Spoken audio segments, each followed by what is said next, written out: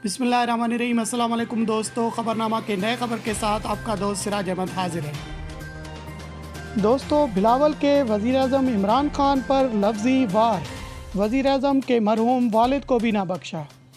इमरान खान जमहूरियत के लिए ख़तरा हैं, उनके वालिद करप्शन इल्ज़ामात पर नौकरी से निकाले गए बिलावल भुट्टो ज़रदारी।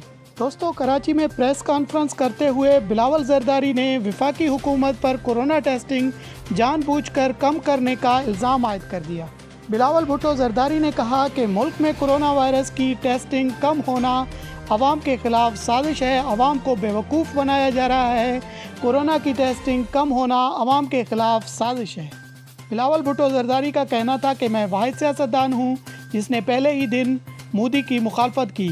पीपल्स पार्टी पहले ही दिन मोदी की मुखालफत कर रही है, लेकिन इमरान खान और पीटीआई ने कश्मीरियों को यतीम और लावारिस छोड़ दिया है। वज़ीर-ए-आज़म इमरान खान ने कहा कि मोदी इलेक्शन जीतेगा तो कश्मीर का हल हो जाएगा।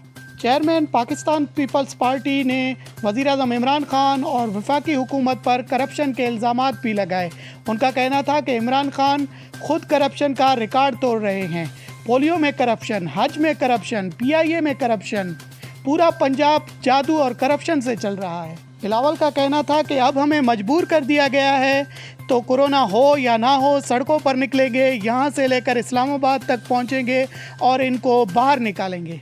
बिलावल ने दावा किया कि पीपल्स पार्टी विफाक में हो या सूबे में हो, हमने टैक्स कलेक्शन में इजाफा किया।